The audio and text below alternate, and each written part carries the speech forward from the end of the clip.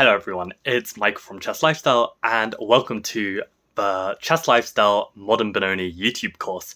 The reason why I'm uploading it on YouTube is because I just really like the format and the potential of this format.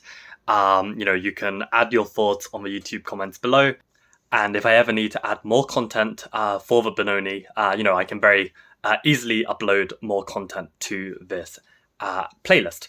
So without further ado, I will let past Michael from a couple years ago take the stage and introduce the Modern Benoni to you. So see you again very soon. Welcome to the very first episode of this Modern Benoni chess course. I was thinking what I should start with because there's so many different places I could start. But I thought maybe best it would be if I just try and give you a very, very brief explanation of what the Benoni is all about. Because I think with that in mind, you can then appreciate the lines a little bit more. So to start off with, basically, the Benoni is starting with this 2c5. And this is a very provocative move because it already attacks the center.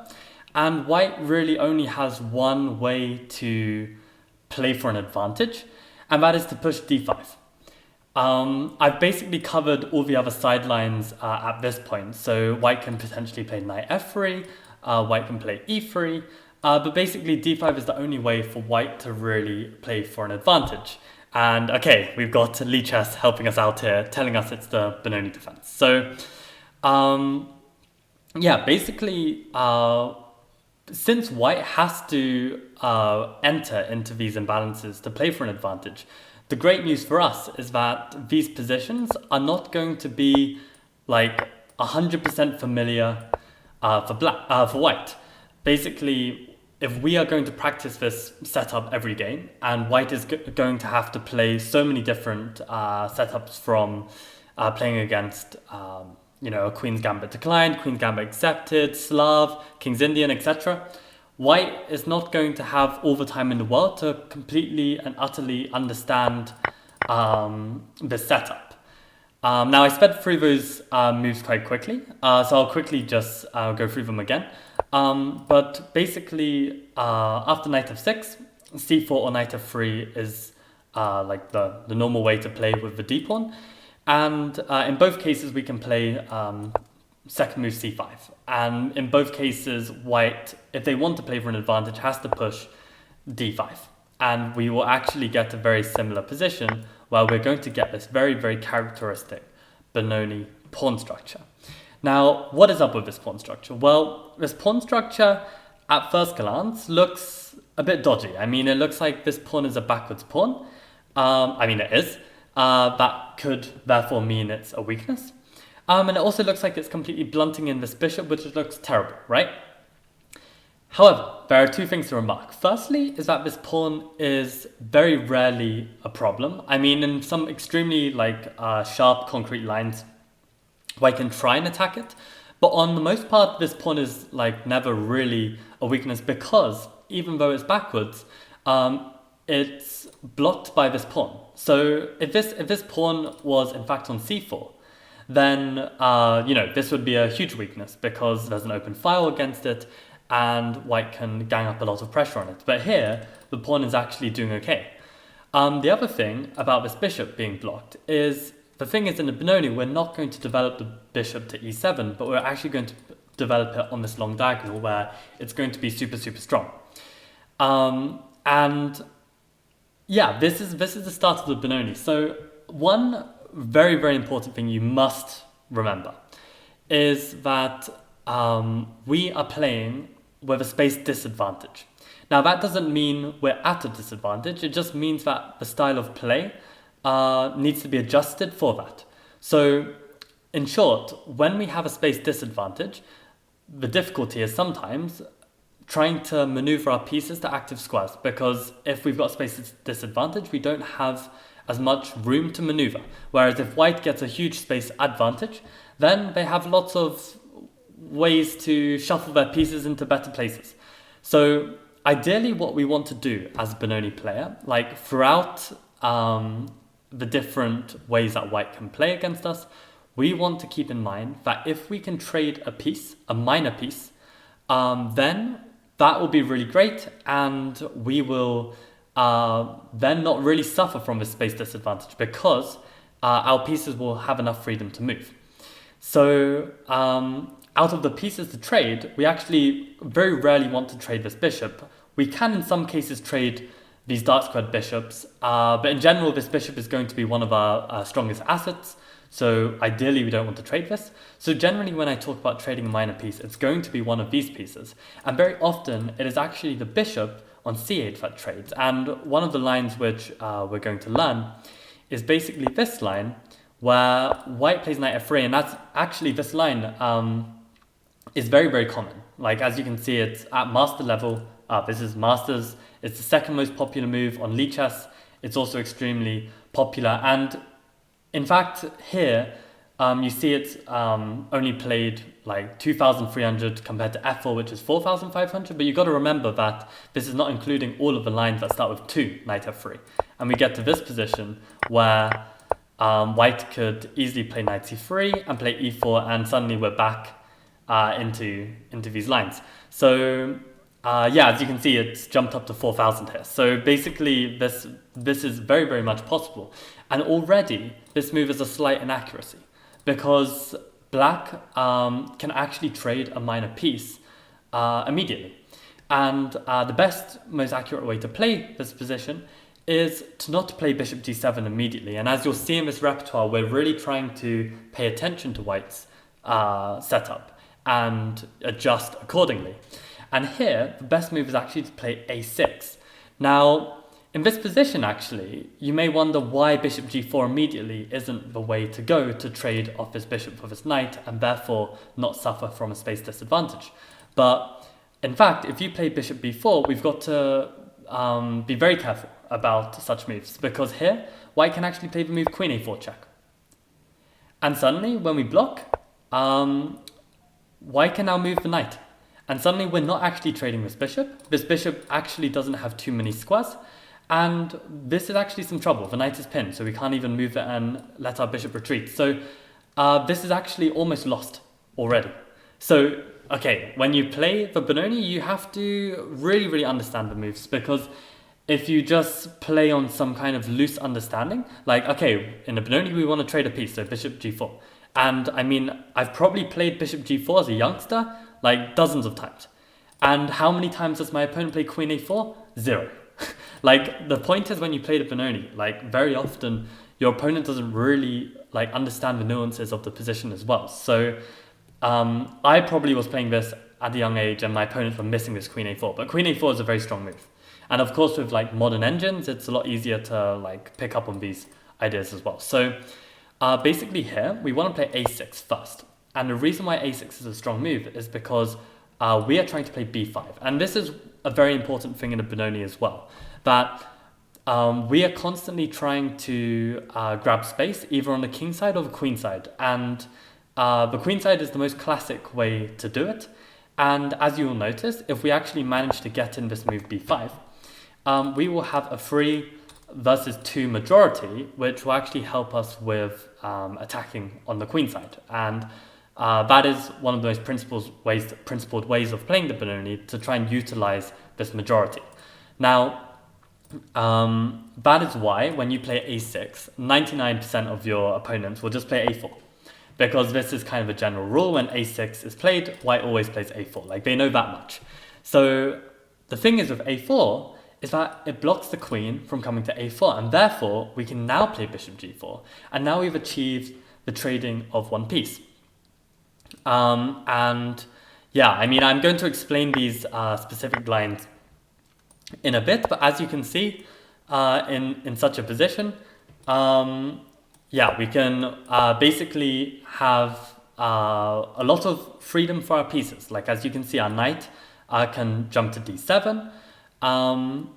From d7, it can either come to e5, maybe sometimes it can come to c5.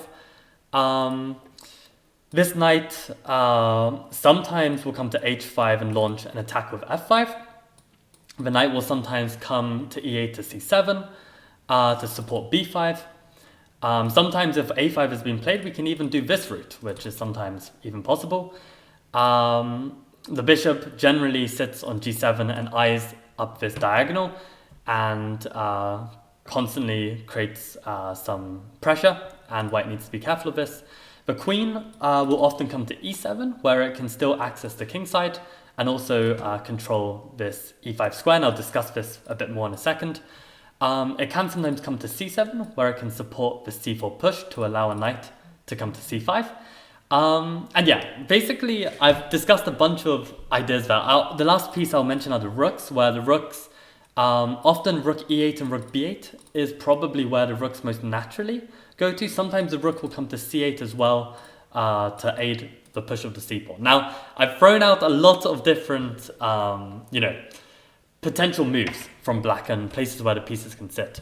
But it's very important to know that don't worry about memorizing any of that right now, because actually the concrete plans in the Benoni very often depend on white's setup. And the good news is that they always make sense. It's not like we're playing some engine moves that make absolutely no sense and it's very difficult to follow. No, like these moves really do make sense. So once we start looking at the specific lines, I hope you'll be able to get a really good grasp of and a feel of how the pieces should develop. So this is the basics of the Benoni. One thing I should mention as well is the plans for white. So let me just clarify the plans for black. So basically, we might want to expand on the queen side. We might also want to attack the center with this f5 push. This is quite thematic in some positions. Sometimes we even want to attack the king side. For instance, we can bring this knight here. This knight comes to g4. This queen comes in. This bishop comes in. And there's often some very thematic attacks there. So that is basically what we do in a Benoni. And we always need to stay quite tactically sharp for any opportunities. For instance, there'll be lines where sometimes, let's say in lines of f4, and white has developed the bishop to e3, sometimes this piece will be loose. And there'll be positions where we can even zap this d5 pawn and they can't take back because the bishop hangs. So that's just a very random tactic. But basically tactics come up a lot, but they're also very thematic, so you'll come across them again and again, which will definitely make it easier to spot the tactics. So okay, that's enough about black. Another very important thing to mention is what white's plans are. So in fact, probably the most classic plan for, I'll just promote this, for white is basically to play for this e5 push. There are many different ways to organize it, but for instance, in this position, white will probably want to play bishop f4, h3 so that the bishop has a square to run to, bishop e2, f4, and trying to push e5. And the point is, if white can push e5, then if this pawn ever captures, then this pawn will become a passed pawn. And when the center opens up, white has all of this space, and normally white can use that space to try and get some advantage. Like for instance, when this pawn pushes, this knight can then jump to e4, and maybe generate some kind of kingside attack. Another one is when the pawn is on f4 and they push e5. Sometimes the pawn takes and they push f5 to try and undermine this structure. So basically, there are some motifs surrounding this central push, which we should worry about. Another very thematic idea is when white tries to play rook b1 and b4 to try and undermine black's queenside in a kind of minority attack kind of style. And quite often, if black pushes his pawn, when meeting b4, the pawn just gets stuck. So it's not too effective as a passed pawn. So often if our queenside play gets completely stuck, then white can kind of engineer some kingside attack and utilize that space. So that's another thing as well. But as I said, we will discuss the specific ideas in the specific lines, and I really think you'll be comfortable about meeting all of these ideas that white can try. The other great thing as well is that often when white plays the Benoni, you got to remember that white is a d4 player. And very often, d4 players are not playing, let's say, e4, because they don't like as much theory, and they don't like as concrete, sharp positions. So they're playing more for a two result game, like draw and a win. And basically, Benoni prevents that. Like, Benoni is going to be free result game, guaranteed. Like, it's going to be very wild, it's going to be very dynamic. And a lot of D4 players dislike this. Like, I know a lot of D4 players that really struggle with the Benoni. So that's definitely a good practical edge for us. Okay, I think I'll leave it there for this Benoni introduction.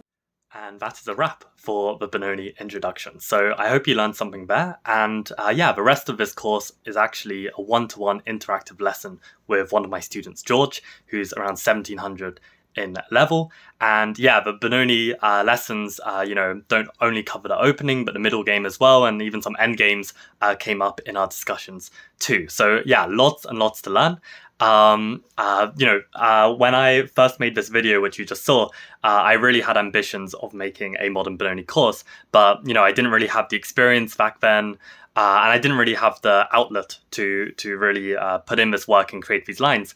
But this opportunity that George gave me when he contacted me and said, he really wants some Benoni lessons from me, this gave me the opportunity to really, put all my lines onto paper and deliver the best lessons I absolutely could for him. So if you want to get that experience at a huge discount, I mean, George paid a lot more for his one-to-one lessons with me, but he's very kind to allow all of that content to be uploaded to YouTube, and you can access it for £5 I guess a month, or you can just subscribe for a single month. It's open to YouTube members. So hope you will consider my course, and I think it's great to have a complete repertoire against D4, and really turn the tables on the D4 player in terms of what kind of game we are aiming for.